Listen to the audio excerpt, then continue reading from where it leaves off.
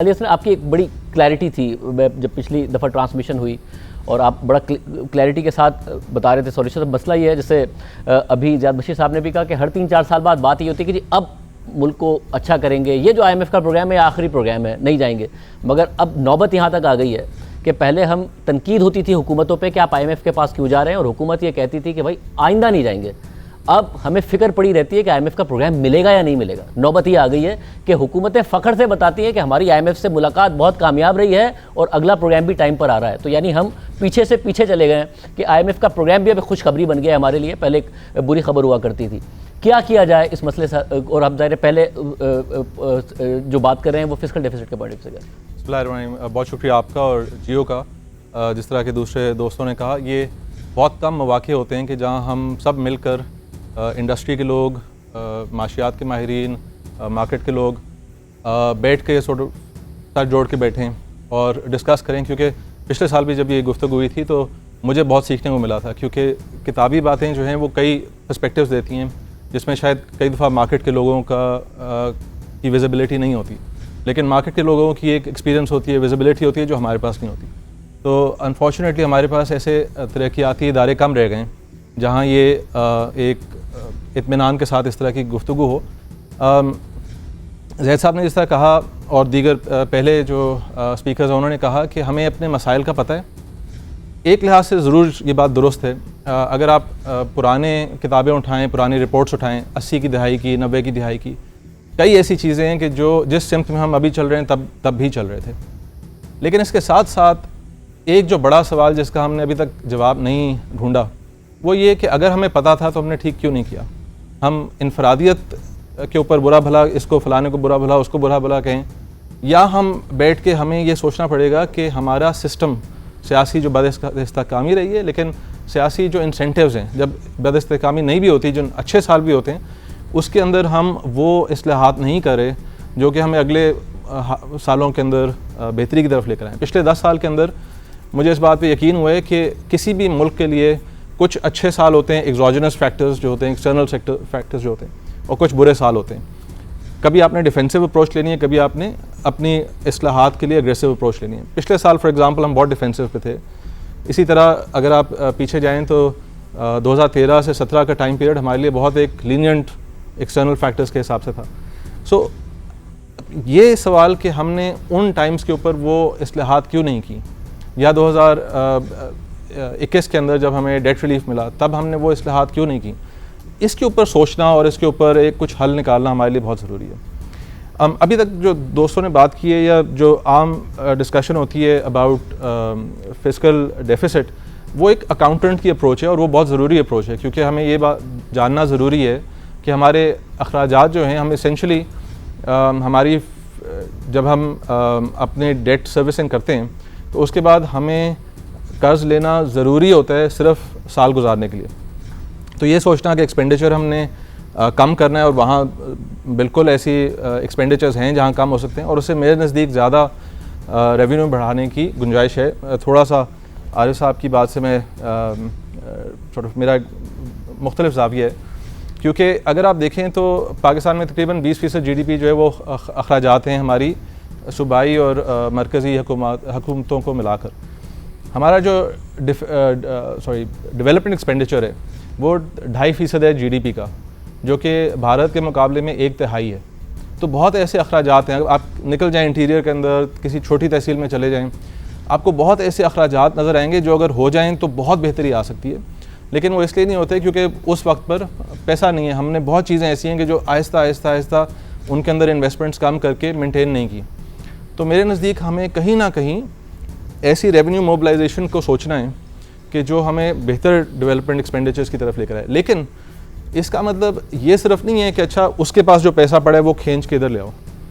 हमें ऐसे सिस्टम्स बनाने हैं जिसके अंदर जब हम कोई रूल बनाते हैं तो उसमें हम रिस्पॉन्सिबिलिटी लगाते हैं किसी के ऊपर कि आपके ऊपर टैक्स इतना हो जाएगा, इतना हो जाएगा, लेकिन उसके साथ साथ इंसेंटिव्स क्रिएट होते हैं।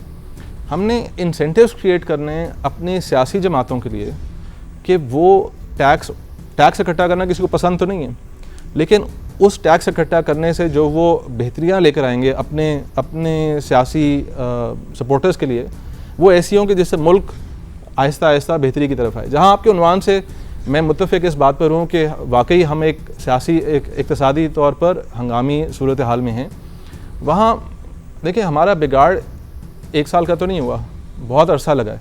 हम हंगामी हालत में 6 माह साल रह सकते हैं, उससे ज़्यादा नहीं रह सकते। जब तक हम ये बैठ के इस बात पर अग्री नहीं करेंगे कि सियासी तौर पर हमने एक रिकन्फिगर कैसे करना है, ताकि हम 10-20 साल में सोचें जिसके दौरान कोई इंस्टीट्यूशनल या पॉलिटिकल जो कुर्सी पे अभी बैठी हुई शख्सियत है वो नहीं रहेगी। तो सर इसमें मसला ये ना कि हमेशा हुआ है कि हम खाई में गिरते हैं और हम राइट लेफ्ट देखते हैं कि कोई आएगा ऊपर और सीढ़ी हमें देगा, और वो सीढ़ी हमें मिलती भी रही है। मगर मसला ये हो गया कि खाई गहरी होती चली गई और सीढ़ी चली गई, अब कोई नहीं है सीढ़ी देने वाला। थोड़ी बहुत सपोर्ट ज़रूर मिल रही है, खुद ही सीढ़ी बनानी है, खुद ही ऊपर आना है, तो उसके लिए करें क्या? मेरे नज़दीक अगर आप देखें ना, पाकिस्तान का रेट कितना है, 70% ऑफ GDP है। अगर आप दूसरे ममालिक से इसका कंपैरिजन करें तो हम ये 70% और 80% के करीब अब आ गए ऑफ GDP। कोई इतना बड़ा नंबर नहीं है, it's on the high and, लेकिन ऐसा बड़ा नंबर नहीं है। तो अगर पैसे हो तो बड़ा नहीं है, नहीं, मसला पैसे ये नहीं है हमारे पास। मसला ये जो पहले गुफ्तगू में बात आई कि मुल्क गरीब नहीं है, हुकूमत गरीब है, और उसका जो आप जो उसको चेक करेंगे वो इस चीज़ से करेंगे कि टैक्स टू GDP कम है।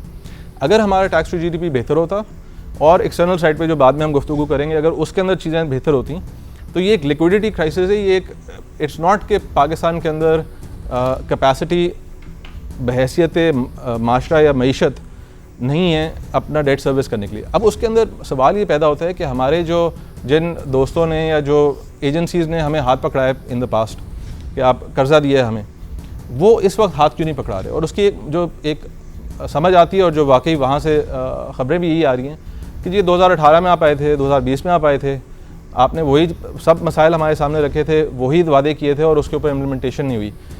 किसी ने बड़ी खूबसूरती से बात की कि सियासी बदइस्तेहकामी ऐसी थी कि जो लोग तब जेल में थे वो अब इक़्तिदार में हैं, जो लोग तब इक़्तिदार में थे वो अब जेल में हैं। ठीक है, तो अगर आप इसको सॉर्ट आउट नहीं करेंगे, हाँ अगर आप इसको थोड़ा सा कोई एक बड़ा जेस्चर करें कि जिससे ये सिग्निफाई हो कि पाकिस्तान अब पुरानी डगर पे नहीं चल रहा, हम नई राह पकड़ रहे हैं, जिसमें जो हमारे इक़्तिदार रखने वाले या जो असर रसूख रखने वाले हैं वो कुछ ऐसा, उसको कहते हैं हम सॉर्ट ऑफ क्रेडिबल प्रॉमिस करें कि अपने ऊपर एक कॉस्ट लेकर ऐसा दिखाएं कि जो पहले पाकिस्तान से नहीं नज़र आया। हमारा जो क्रेडिबिलिटी गैप है वो हमारी फंडिंग का मसला है, क्योंकि आप 1-2 साल के अंदर हमारे इतने मसाइल हैं कि आपके पास स्पेस बहुत नैरो है।